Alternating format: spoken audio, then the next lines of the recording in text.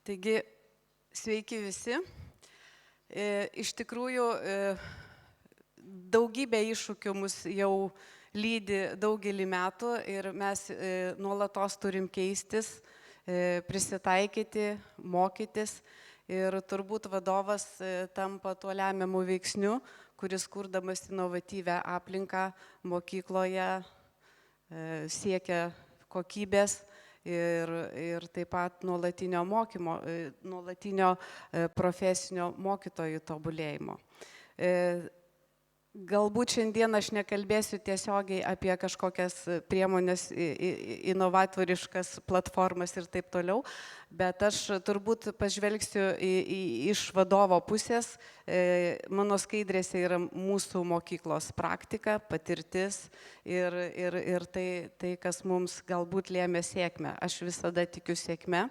Ir aš esu Daina Valackienė, Vilniaus Sietuvos progimnazijos vadovė, šiuo metu dar einanti laikino vadovo pareigas Vilniaus Žėručio pradinėje mokykloje, šiek tiek dirbu NŠA projekte, mentoriauju naujiem paskirtiem vadovam ir kartais lektoriauju.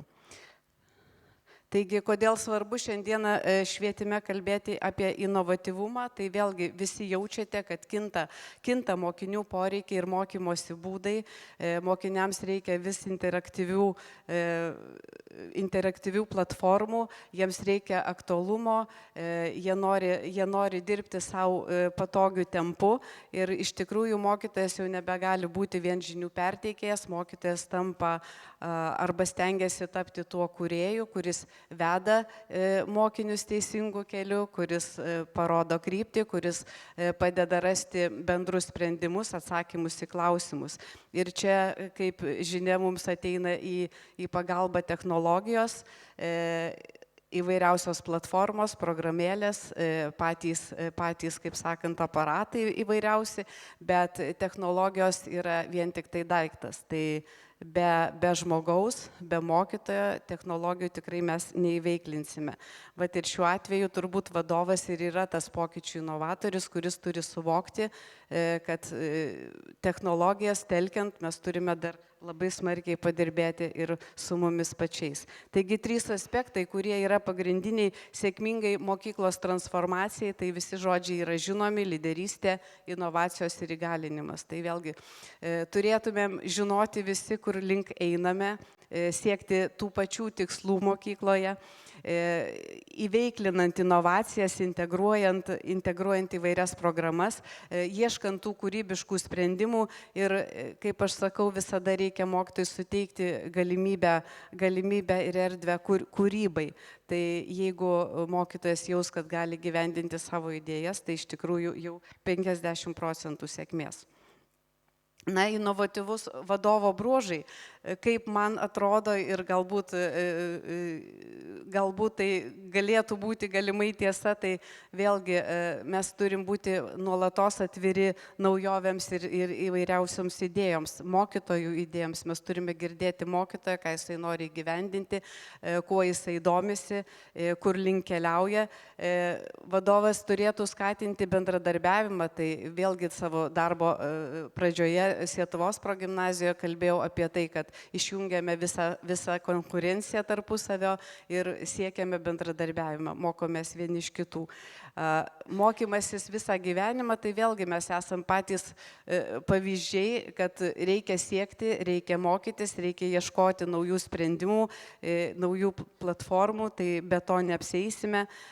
Vadovas demonstruojantis pasitikėjimą, čia turbūt aš kalbu apie tai, kad jeigu aš tai, ką kalbu ir tai darau, tai turbūt tas pasitikėjimas ir atsiranda kolektyve. Tai mes tada galime kartu kalbėti apie tą patį. Na ir rizikuojantis, leidžiantis klysti, čia man turbūt labai svarbus momentas. Aš irgi esu tas žmogus, apie ką kalbėjo vicemeras. Pirmiausiai padarau, 10 kartų išprakaituoju, paskui pagalvoju, vis tiek kažkaip išsispręs, ne? Rasim sprendimus. Tai turbūt ir mokytojai mes leisdami rizikuoti ir klysti, suteikiam tokią erdvę mokymosi, nes be klaidų turbūt visi suvokiam, kad nėra mokymosi.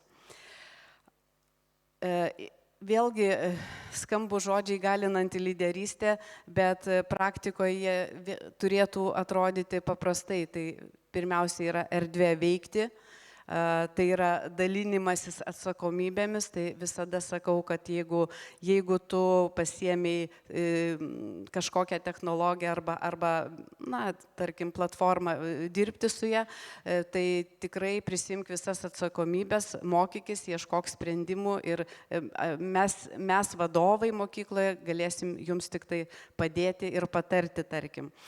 Iniciatyvumas, kūrybiškumas, savarankiškumo skatinimas, tai čia yra neatsiejami dalykai, kas ir kūrė mūsų turbūt pasitikėjimo kultūrą mokykloje.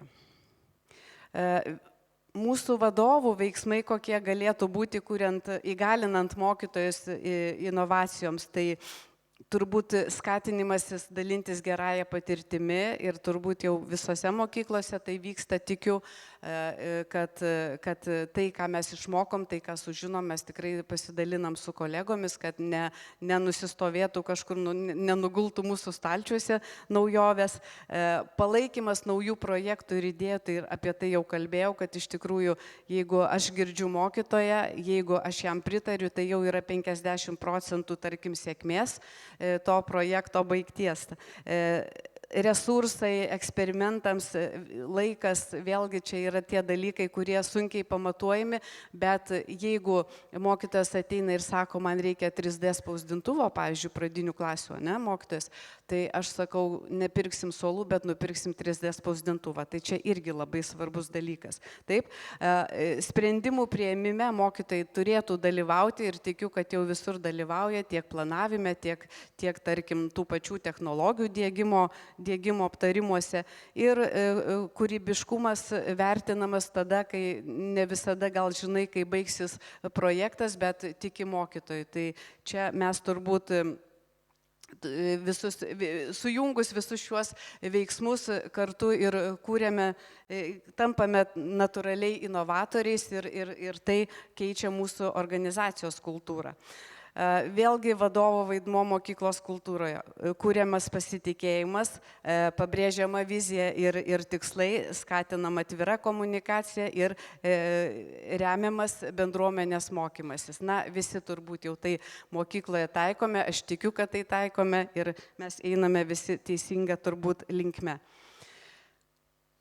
Čia yra pavyzdys įdėtas mūsų projektų, kurie vykdomi, netilpo daugiau į skaidrę, tai tiesiog įdėjau 13 projektų.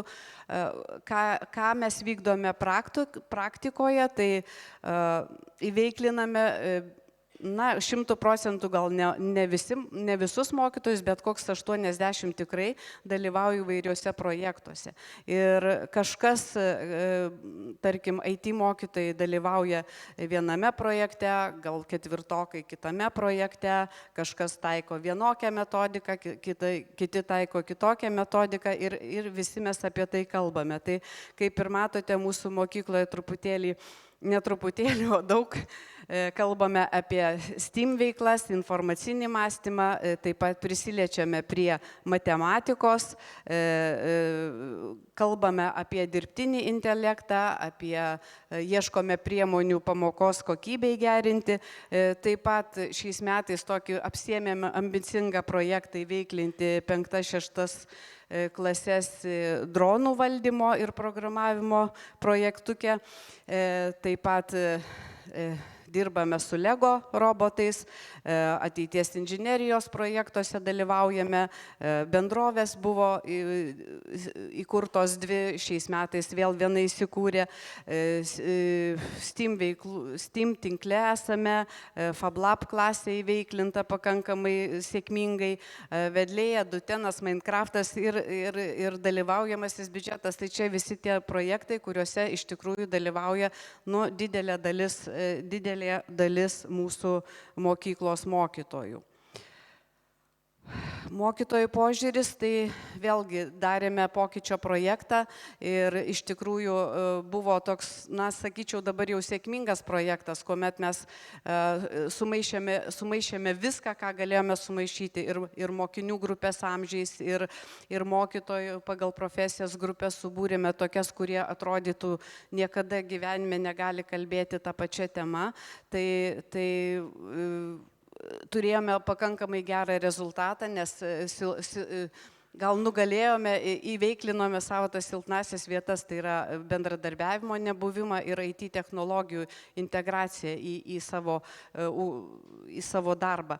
Taigi, koks mokytojų požiūris buvo, tai vėlgi mokytojai jautėsi vertinami ir motyvuoti, sumažėjo baimė klysti, atsirado noras tobulėti, ieškoti naujų sprendimų ir didėja pasitenkinimas darbo bei įsitraukimu. Tai čia gal irgi vienas iš tokių rodiklių, kad yra nedidelė arba maža netgi, galima sakyti, mokytojų kaita mokykloje. Tai mes irgi tuo labai džiaugiamės. Na, be iššūkių, aišku, vadovai niekada neapsieina ir tai turbūt natūralu, tai iššūkiai neišvengiami. Visada yra pokyčių baimė bendruomenėje ir yra tam tikras pasipriešinimas, tai čia vėlgi, kaip ir kalbu, kad labai didelis darbas yra su žmonėmis, susitarimai bendri, matymas vizijos ir bandymas susikalbėti. Skirtingas požiūris yra į inovacijas, tai kad negalime mes vėlgi tikėtis iš visų mokytojų vienodai žiūrėti į tas pačias technologijas, tarkim, nes kaip yra gyvenime, yra nepasiteisinusių dalykų, kas guli lentynose, yra tikrai labai įveiklintų ir kaip sakant, 10% mokytojai dirba labai su kažkuriom technologijom, o kai kurios tik prisiliečia vienas kitas, kuris turi drąsos. Tai laiko trūkumas ir resursai, turbūt mes visi tai jaučiame ir manyčiau, kad įsiveiklinus į kažkokį projektą arba mokantis įvaldyti technologijas, tai turbūt reikėtų nespausti mums vadovams mokytojo, neįsprausti į rėmus ir nežiūrėti per petį, kas antrą dieną klausiant, kaip ten tau sekasi, ar jau išmokai, ar jau padarei. Tai turbūt vėlgi čia, kaip ir sakau, suteikiam erdvę, laisvę veikti ir prisimti atsakomybės ir eksperimentuoti. Na, nuoseklumas turbūt neatsiejamas dalykas nuo mūsų pačių veiklos vadovų ir tas asmeninis pavyzdys turbūt. Tai vėlgi, kaip ir sakau, tavo veiksmai, tavo kalba, tavo matymas, turbūt bendravimo stilius su žmonėmis, tai daug nulėmė arba sėkmė, arba nesėkmė yra mokykloje. Taip? Tai va. Ir vienas jaunuolis kažkada mūsų tokiam asmeniniame pokalbėje yra pasakęs, kokios įdomios jų istorijos. Tai kad būtum įdomus kitiems, turi būti įdomus pats savo. Ir kad neprarastume savęs, turime turėti savo pomėgius. Tai aš čia įdėjau keletą tų dalykų, viskas aišku netilpo, kaip Unė neparodau savo šuns ir vandens vėžlio, bet tai yra veiklos, kuriomis užsiemu laisvų nuo darbo metu, tarkim, nuo penktadienio iki sekmadienio. Ir kas labai iš tikrųjų, kaip ir kolegė sako, labai šiais metais veža, tai yra dronavimas. Pernai metais išsilaikiau teisės, įgijau licenciją, esu pilotas. Nors labai juokingai skamba, bet iš tikrųjų labai įdomi veikla. Galbūt kartu su mokytojais mokysiuosi dar programavimo dalykų, bet pats tas procesas yra iš tikrųjų labai įdomus. Tai būkime įvairūs. Na ir teorija įgyja prasme tik tada, kai paverčiama konkrečiais veiksmais. Taigi, kaip griebkime pozityvą, junkime šypsenas ir visi pirmin į sėkmę.